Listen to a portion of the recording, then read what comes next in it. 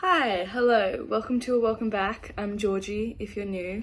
Welcome to the channel, it's a really fun time, so happy you're here. Today I have a bit of a fun video. It's just like a short little book recommendation video. It's not gonna be too crazy, but this is books that I'm recommending based off of boygenius songs. If you don't know, I'm majorly obsessed with boygenius. I think they're absolutely incredible. I did a video of me listening to their album, like the record, for the first time, so go check that out. That was before I knew really anything about them at all, and from there I really just fell in love with them, and I went completely down the rabbit hole of all of everything about them, everything about their EP, how they became friends, all of that kind of thing, and now I'm just completely obsessed and I think they're incredible. And my sister got me a poster, a boygenius poster, for Christmas. And I'm 21, so I'll be putting that on my wall as a 21-year-old adult. So that's where we are right now. I'm really happy that I'm at this stage of my life. No regrets from me. And I also love reading, arguably. I love reading more than I love boygenius, but it's a very close. They're like up there, you know? They're almost tied. So I thought there are a couple books that when I read them, I think immediately of some of boygenius songs. There aren't that many at the moment. This is my first time relating songs to books, so there aren't that many that I could think of this time. But if we like this video, then I will think of some more and I'll do a deep dive and I'll get some more good ones. And I'm also reading new stuff at the moment, so who knows? Who knows what we could come up with. The first song that I'm going to be giving a recommendation from is Voyager on The Rest. I think that this song is so incredible and so heartbreaking. I have two recommendations from this song, just because the song has so many lines that you could pull from. Oh, these are my favorite lines. We'll go through that first. My favorite lines are, I used to believe that no one could love you like I do, and I'm starting to think that it might be impossible not to. Which is so devastating for so many reasons. First of all, I'm just going to explain my interpretation of the line and then why I've chosen the book that I've chosen.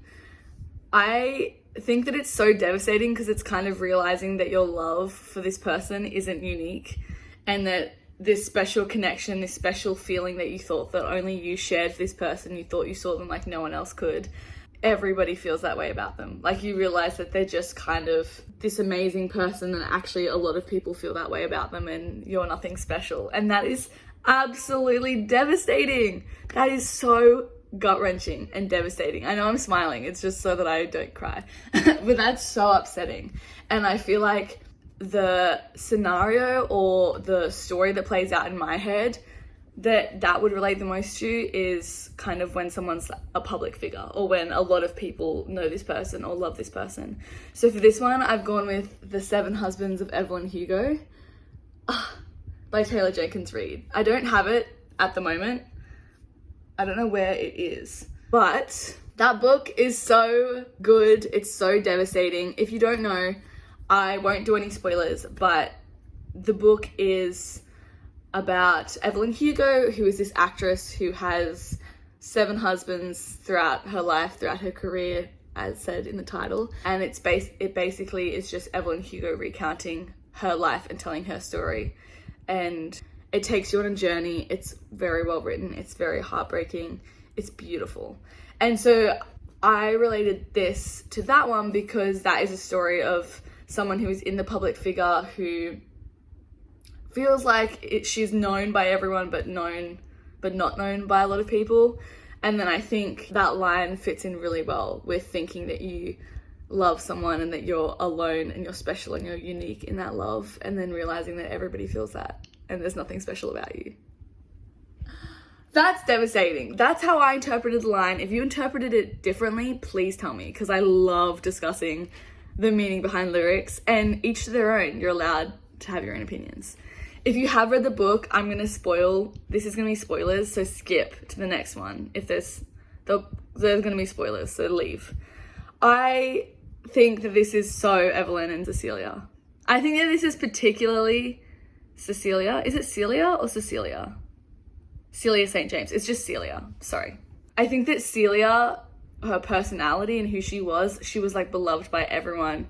because everyone thought that she was wonderful and lovely and beautiful and all of that stuff. I think that is like really heartbreaking, because I think that line really relates to Evelyn, to be like, she had all this love.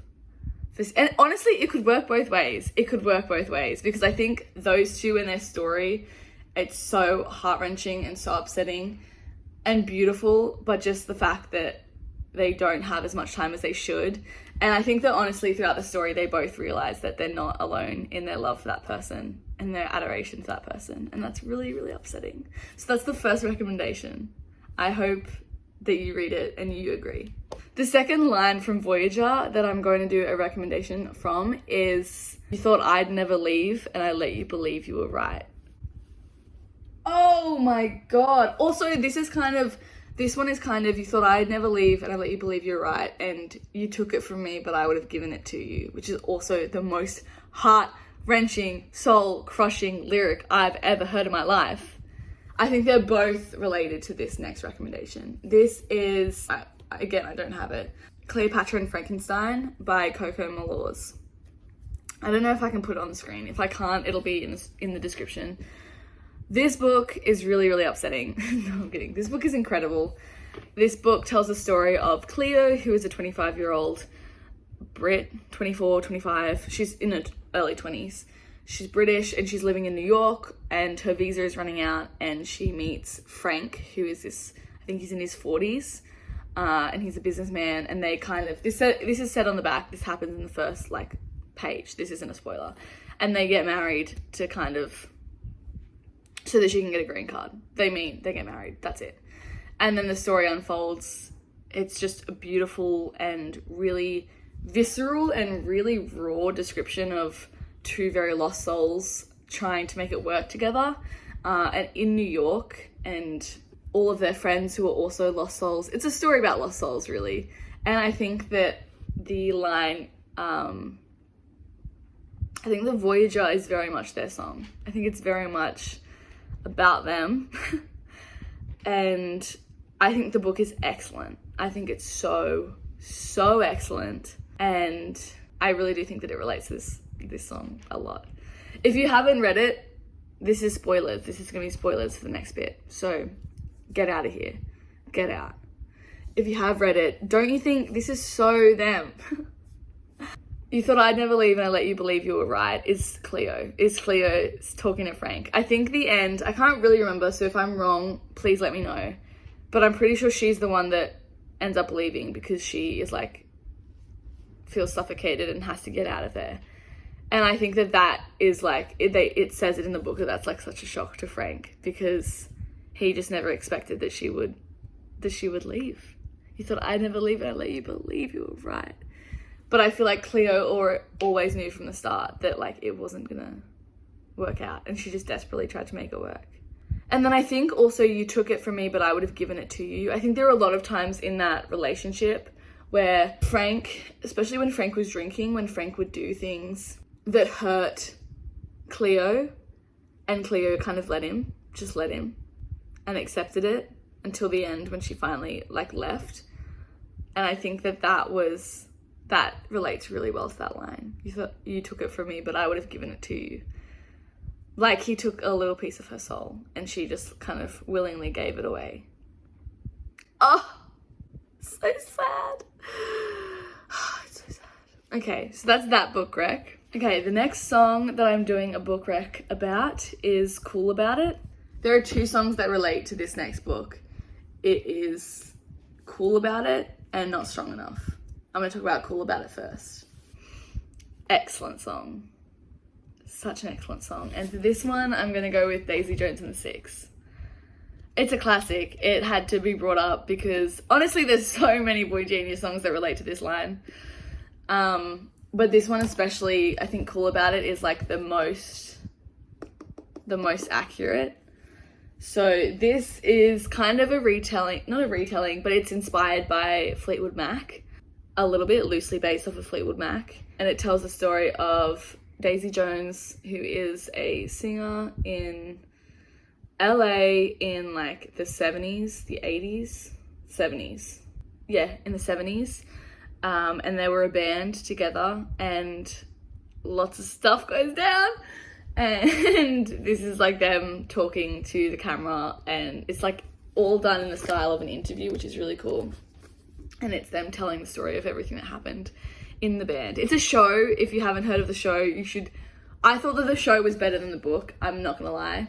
I enjoyed the book, but I think that the style of it, whilst it was very cool, it didn't allow me to connect with it as much as I think I would have.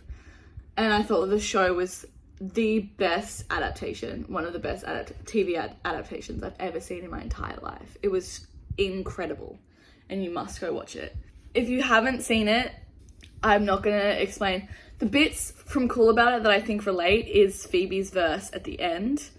Honestly, a lot of them relate, a lot of the whole song relates, but particularly Phoebe's verse at the end. I'm not going to talk about why if you haven't read it. If you have read it, if you haven't read it, leave, because these are going to be spoilers. If you have read it, the bits that I think that relate so heavily are, once I took your medication to know what it's like, and now I have to act like I can't read your mind. I ask you how you're doing and I let you lie. We don't have to talk about it. I can walk you home and practice method acting. I'll pretend being with you doesn't feel like drowning. Telling you it's nice to see how good you're doing, even though I know it isn't true. I think this is Daisy and Billy. I think that once I took your medication to know what it's like, and now I have to act like I can't read your mind. I think that the like really unique thing, not unique thing, but I think that the really kind of tragic and devastating thing about Daisy and Billy is that they both have the same addiction, and their addictions kind of mirror each other in their dependence on alcohol and drugs. So I think that there are a lot of moments in the book and in the show when they do read each other's mind a little bit, and you can tell that they know exactly what the other person is thinking, and that shared trauma and that shared heaviness is what adds to their connection, but also what makes it so heavy and taxing and draining. And I think that contributes to, we don't have to talk about it. I can walk you home and practice method acting. I'll pretend being with you doesn't feel like drowning. And I think that section, those lyrics particularly relate to Daisy, because also not only do they know each other, not only do they have these shared addictions and these shared hardship and weight, he also is horrible because he strings Daisy along the entire time and is still with Camilla. Slay, I love Camilla. And still is with his family and will never leave Camilla. And so Daisy is like, I'll pretend being with you doesn't feel like drowning. Like, you can just tell. It's shown through the show and through the book so often that Daisy is just completely suffocated by Billy. Completely and utterly suffocated by Billy. And I think that line just perfectly captures that. And it was really, really, really, really, really devastating. So that is that. I think that Daisy and Billy are all of Phoebe's last verse. I think that they're just incredible. I also think that Not Strong Enough relates to this book so well. First of all, Daisy and Billy are, I feel like Daisy, they're both the whole song. Like, just not being able to get themselves together, especially Billy, I feel like is the song more than Daisy, I would say. Just like not being able to figure his stuff out and get himself together. And then the bridge is Camilla. Actually, the bridge is kind of all of them. The bridge is all of them. The bridge is always an angel, never a god. Actually, no, it's Camilla. The bridge is Camilla. 100%. And it's so devastating. The bridge is Camilla and Graham. Justice for Graham. Graham in the, like, who did everything for Billy and never got the effing recognition that he deserves from his brother. Always an angel, never a god. Was never the front man, was never, did everything, did so much for everyone and never got any recognition for it. And Camilla, who is like I'm trying not to swear, the mother of his child, the mother of his children, the one who is there for him through everything, who helps him through everything. And then he isn't even somebody that he can give his full attention to. He is still sharing his time with somebody else. And it's particularly the scene and the part in the book, well, the scene particularly from the show, when she's standing in the audience seeing Daisy and Billy sing together and they're like practically kissing. That is always an angel, never a god. Like, that is the most heart-wrenching piece of media I've ever seen. And that is this song. 100% that's this song. So, devastating. Absolutely devastating. But that's my recommendation. The next one is, I also don't have the physical copy, but it's Normal People by Sally Rooney. And it relates to a lot of Boy Genius songs, if I'm completely honest. But I think it particularly relates to Revolution Zero. Just in specifics, I think that book is incredible. If you haven't read the book, you've probably heard a lot of hype about it. It's hyped for a reason. You should definitely read the book and then watch the show, because both are incredible. Both are really taxing. Make sure that you're okay to be sad for a little while, because you will be sad for a little while. But you should definitely go read them, go watch them. I think it relates to Revolution Zero, Not Strong Enough, Cool About It, Me and My Dog, Letter to an Old Poet. I think it relates to everything. Every Boy Genius song ever is Normal People, or has bits of Normal People. So you should definitely go read it. If you haven't read it, spoilers. Get out of here. Leave. Spoilers are coming in. If you have read it, I just want to know who broke your nose, figure out where they live so I can kick their teeth in. That is literally when Connell shows up at Marianne's door and his nose is bleeding and he got beat up. And oh my God, I just think, so Revolution Zero is such a soft, beautiful song. And then there are so many lyrics in it that are really jarring to that vibe. I hate saying vibe because I feel like it dumbs down everything that I'm saying. It's so jarring to the atmosphere created, there we go, by the softness. So when Phoebe sings, figure out where they live so I can kick their teeth in, it's jarring because she's singing it so beautifully and so softly. And I think that is so Marianne. I think that Marianne is someone who is like perceived as this frail, small, soft individual, but who would do anything for Connell. Absolutely anything. Like she says in the end of that one episode, and she probably says it in the book, I can't really remember, but she says like, I would lay down on the ground and let you do whatever you want to me. And that is so, it is so jarring to who she is, or who you immediately view her as. And I think when she, she's someone that if anyone hurt Connell or would say something bad about Connell, her urge would be to beat them up. To beat them up. And I think that is so them when he comes to her with a broken nose. And then, if you're not enough, then I give up. Their whole thing is miscommunication. So annoying. But the whole time they have this beautiful, beautiful connection, and it just never seems to work out, ever. Even at the end, they still have to go their separate ways. And I think that they are just so this song. Like, if you're not enough, then I give up. Then absolutely nothing is. And I think it's really, really devastating. So I think that's why that's them. Okay, that was the video. I hope you enjoyed. I hope you had a fun time. Like and comment what you think, if you agree, if you disagree, any other books that you think are Boy Genius based, and I'll read them, or if I have already read them, I can talk about them in another video. And comment any other videos that you want, and subscribe for more. And have a lovely day. Okay, bye.